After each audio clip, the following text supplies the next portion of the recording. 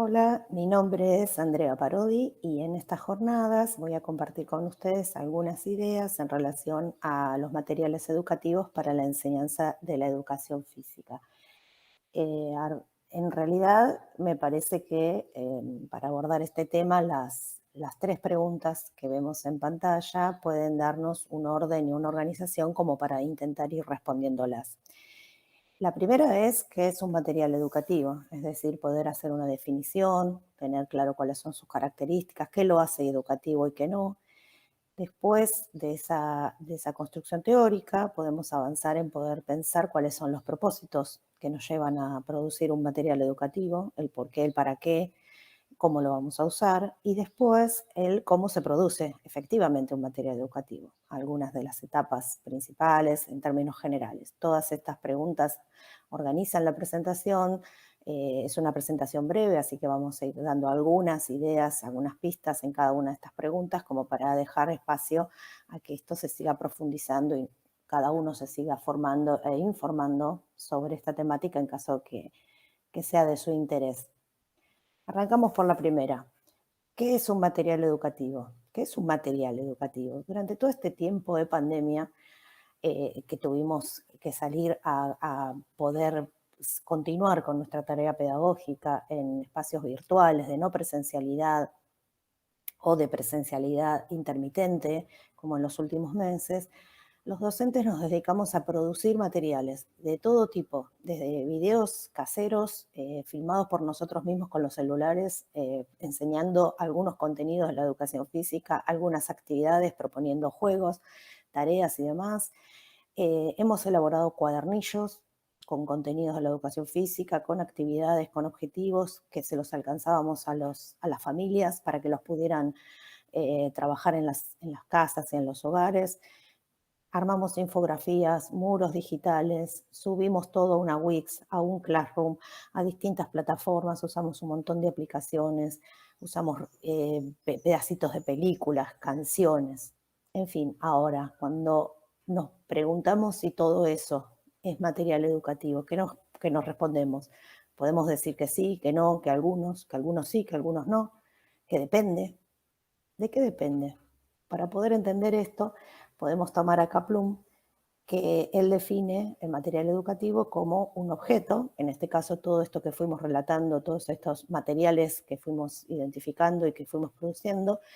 pero también lo que agrega Kaplum de interesante es que ese objeto se incluye en un contexto determinado y que su función es facilitar o apoyar el desarrollo de una experiencia de aprendizaje. Es decir, que no estamos hablando solo del objeto, sino que es el contexto el que lo transforma o que le da la identidad o la entidad de educativo.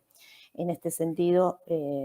Kaplum también va a decir que, por ejemplo, el material que yo uso, que no tuvo intencionalidad pedagógica por parte de sus autores, como puede ser un cuento de Fontana Rosa, una canción de María Elena Walsh, incluso un video que está colgado en la web y que me sirvió en algún momento para motivar el aprendizaje, para activar algunas búsquedas de contenidos o de conceptos, eso, o una revista, una nota acerca de alguna cuestión deportiva o demás, eh, él los llama, dice que para poder identificarlos tenemos que pensar en materiales con una visión amplia y materiales desde una visión restringida. La visión amplia corresponde a aquellos materiales que sin tener la expresa la expresa intención de usarlos en un contexto educativo, un docente en este caso lo utiliza, lo incluye en una propuesta de enseñanza y con esa mediación pedagógica que hace con el material, le da la identidad educativa, lo incluye y lo, le confiere, ahí está, le confiere la característica de educativo, mientras que los materiales de visión restringida son exactamente aquellos materiales que ya se fabricaron, se produjeron, se pensaron, se diseñaron desde una mirada educativa, como por ejemplo los libros de texto o los cuadernillos que intentaron generar experiencias de aprendizaje a partir de una identificación de contenidos, del diseño curricular, con algunas cuestiones de evaluación y demás. La segunda pregunta tenía que ver con el para qué producir materiales educativos. Hay un montón de para qué generales. Algunos están enlistados en esta diapositiva, los pueden mirar, los pueden revisar. eh, Son propósitos y son fundamentaciones de las necesidades, en algunos casos, de producir materiales educativos, pero es una pregunta que puede resultar muy sencilla en cuanto a, por ejemplo, produzco mis materiales educativos porque entre todo lo que busqué en la web y entre todos los materiales que me socializaron, no encontré uno que se adecuara específicamente a mis objetivos, a mis contenidos, a mis destinatarios. Esto puede tener una doble lectura. En general, en la web, en internet, podemos encontrar un montón de materiales educativos que están como cercanos a lo que necesitamos. Es interesante recuperar la idea de que para producir materiales educativos hace falta recursos, hace falta saberes técnicos, saberes gráficos, que no siempre los docentes tenemos. Tenemos el saber del área y el saber de la docencia y qué queremos enseñar y qué queremos que los chicos aprendan, pero muchas veces hay materiales de altísima calidad que no necesariamente cumplen con todos los requisitos, pero pensándolo desde las posibilidades que tenemos como docentes de intervenir pedagógicamente y de mediar entre esos materiales y la experiencia de aprendizaje que queremos generar, como decía Kaplum, probablemente no exista la necesidad imperiosa de elaborar nuestro propio material. Obviamente, pensando en nuestras propias experiencias en cuarentena, la mayoría se puso a producir sus propios materiales justamente porque algunas de estas cuestiones fueron más impactaron mucho más o reconocieron que, bueno, la clase de todos los días había que darla y los materiales había que producirlos. Pero bueno, hay que tener claro el para qué, hay que tener claro los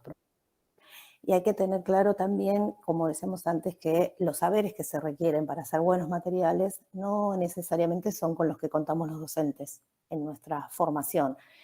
En este sentido es muy interesante poder recurrir a la ayuda de colegas, a la ayuda de profes de educación física como nosotros, que ya por ahí tienen como más habilidad para el uso de la tecnología, o incluso algunos actores dentro de las escuelas o dentro del sistema educativo que tienen esa expertise. Son esos sus perfiles. Pero bueno, embarcar, como dice, como ahora vamos a ver, embarcarse en el para qué implica meter manos en la masa y tener claro estos para qué mínimos. Acá hay unos propósitos muy generales, seguramente cada docente va a tener que agregar, sacar y poner sus propios propósitos en relación, como decíamos antes, a la propuesta de enseñanza que está diseñando. Bueno, y rápidamente llegamos al momento de la producción. No nos vamos a detener tanto en diferenciar materiales digitales de materiales analógicos, aunque sabemos que hay un montón de diferencias, pero como en los últimos 2 años toda la experiencia que han tenido los docentes en en la elaboración de materiales, la mayoría ha tenido que ver con indagar, buscar, formarse, preguntar, probar, ensayar, equivocarse, volver a probar, todo con materiales digitales. Nos vamos a detener un poquito o pensar la producción de ese tipo de materiales. Y de todas maneras, estos tres grandes procesos de los que vamos a hablar no hacen diferencia, son procesos generales. Después, para ahondar en cada uno de ellos, ya habrá tiempo u otras jornadas o algunas posibilidades de formación posterior. Acá mismo también traemos la voz de Kaplum, que dice que una vez que uno obviamente entendió que es un material educativo, designó o seleccionó o definió los propósitos de los que hablábamos en la diapositiva anterior, está en condiciones de embarcarse en lo que él llama la triple aventura. La triple aventura la señala en estos 3 ítems. El primer ítem es el de la creación propiamente dicha, la etapa creativa. Después que uno toma todas las decisiones en esta etapa creativa, viene la etapa de elaboración propia del material mismo. Y por último, las decisiones que se toman en relación a los contextos de uso, de circulación y de comunicación acerca de ese material producido. Por supuesto, en esta presentación no nos va a dar el tiempo a ahondar mucho en todas las etapas, nos vamos a quedar con la etapa creativa y ahí el autor lo que nos aporta es que en la etapa creativa, la etapa de inicio, el momento cero de creación de un material, tiene como dos grandes momentos de indagación. Uno es la indagación temática, es decir, poder hacer los recortes necesarios, pertinentes sobre los conceptos, contenidos, prácticas, lo que querramos enseñar. Ahí las decisiones son bien propias del área de la disciplina, en este caso la educación física, es el momento en que el docente tomará las decisiones acerca de qué contenidos enseñar, cómo agruparlos, cómo recuperar los saberes previos, cómo pensar la enseñanza a través de, de qué objetivos, cuáles son los propósitos que tiene el docente y poder tener claro toda esa indagación conceptual para poder pensar el material educativo y obviamente cuáles de todos esos conceptos van a ser los que se van a incluir. A esto él lo llama el eje conceptual. El segundo es la indagación diagnóstica lo llama también prealimentación. Y acá es interesante porque supera lo que conocemos como diagnóstico, porque es el conocimiento a fondo de los destinatarios. Y cuando dice a fondo, cuando habla de prealimentación, se refiere a que no es solamente un conocimiento demográfico, edad, en qué grado está, incluso ni siquiera una mirada acerca de las trayectorias que esos chicos traen, sino algo más, es poder meternos en los universos culturales y simbólicos de los niños, poder saber cuáles son sus expectativas acerca del aprendizaje de estos contenidos que recortamos o que seleccionamos en el eje conceptual, qué esperan aprender, qué saben de estos temas, qué ignoran. Todo esto es lo que llamamos indagación diagnóstica, que va a tener que el docente hacerla muy profundamente y con mucha seriedad, y porque de ella va a depender o va a tener relación con el eje pedagógico, es decir, en base a todo el eje conceptual, la organización temática, sumado a que conozco y comprendo profundamente a mi destinatario, va a ser las maneras en que yo le voy a presentar ese contenido, con qué estrategias, en qué orden, con qué secuencias y demás. Toda la tarea pedagógica está sostenida y basada en comprender profundamente a mi destinatario. Y finalmente, lo que el autor llama desarrollo narrativo, que es el eje comunicacional, es decir, cómo todo eso que diseñé, que pensé para ese destinatario en particular, ese contexto ese contexto pedagógico del cual nos hablaba Kaplun en la definición, va a poder ser comunicado y va a alcanzar a los destinatarios y cómo esos destinatarios lo van a recorrer, cómo hice uso de los recursos, cómo incluí las imágenes, por qué usé tal y cual recurso digital en este caso. Estos tres momentos de la etapa creativa hay que respetarlos, hay que analizarlos, hay que desarrollarlos seriamente, porque eso va a depender la capacidad y la potencia del material en favorecer o acompañar, como decía Kaplun, una experiencia mediada de aprendizaje.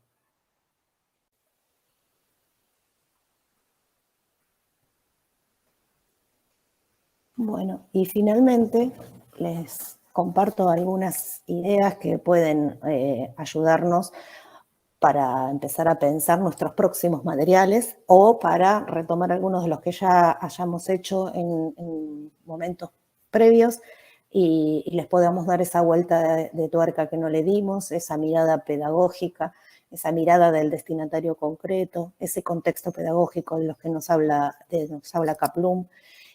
como materiales de contenido, de los cuales también hablan Barberá y Badía, es decir, son materiales específicamente que sirven o que están pensados para enseñar contenidos del diseño curricular en este caso. Para seguir pensando, hay algunas también en términos de preguntas, porque nada está cerrado, nada está bien o está mal, todo se puede seguir mejorando y hay algunas preguntas que sí o sí deberíamos tratar de hacernos a la hora de diseñar nuestros propios materiales o a la hora incluso de usar materiales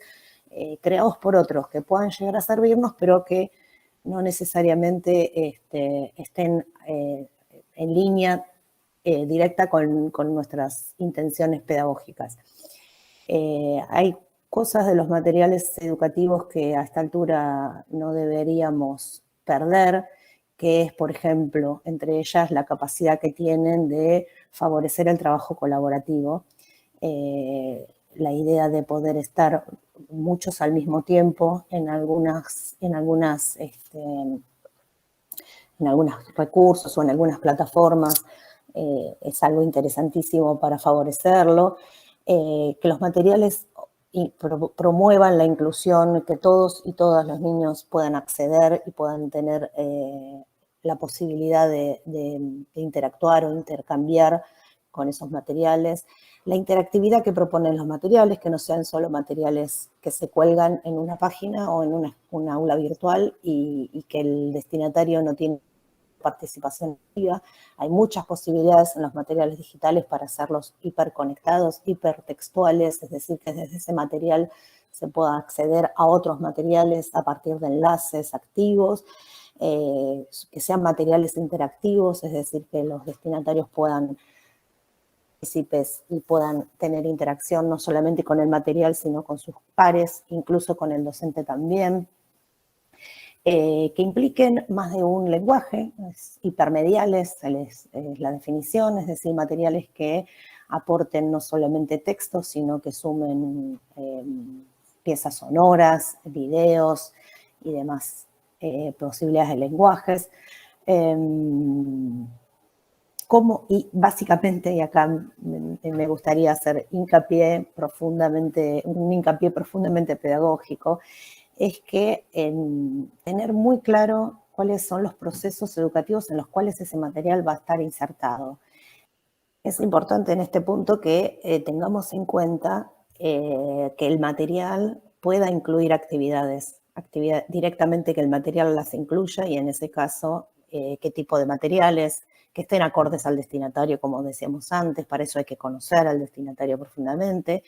si las actividades son grupales o individuales, en fin, algunas cuestiones que están señaladas no agotan todas las necesidades ni todas las ideas que hay que tener y todos los recaudos que hay que tener cuando uno produce un material para que ese material realmente genere buenas experiencias de aprendizaje, pero vamos por buen camino. Sobre todo teniendo en cuenta que salimos a la cancha produciendo un montón de materiales, algunos teníamos algunas ideas previas, pero muchos fuimos aprendiendo en el camino también, pero tenemos la experiencia, nos animamos, la pandemia nos obligó, pero nos animamos, tenemos la validación de haber hecho esos materiales y haberlos puesto en práctica, o sea que podemos nosotros mismos tener una mirada crítica y analítica acerca de cuáles fueron los mejores, cuáles fueron los que consideramos que fueron más completos, genuinamente incluidos en una propuesta de enseñanza, aquellos que la verdad es que no potenciaron para nada esa situación de aprendizaje, entonces habría que revisar si valió la pena incluirlo o no, y recuperar sobre todo la posibilidad de seguir produciendo materiales que generen, que potencien, que motiven, que favorezcan y hagan más fluida también la comunicación con las escuelas, con las familias, con los propios niños, materiales que los chicos a los cuales puedan acudir más allá del horario de clase, reforzando y profundizando la enseñanza de los contenidos de la educación física. Entendemos que la presencialidad plena hace que en educación física nos dediquemos a estar con los chicos moviéndose y eso es muy válido, pero también estas posibilidades de construcción de materiales digitales o virtuales nos puede ayudar a articular momentos de presencialidad con momentos de no presencialidad y eso potenciar todas las propuestas de enseñanza y los procesos de aprendizaje de los estudiantes. Bueno, Hasta acá más o menos, respetando los tiempos que tenemos, quise compartir algunas ideas, obviamente para seguir invitándolos a que se sigan formando, que sigan investigando, que sigan conversando y compartiendo con colegas sobre esta temática que nos va a permitir de a poco ir incluyendo genuinamente estos materiales en las propuestas de enseñanza con un sentido didáctico. Les dejo un enorme abrazo y nos estamos viendo en las próximas jornadas.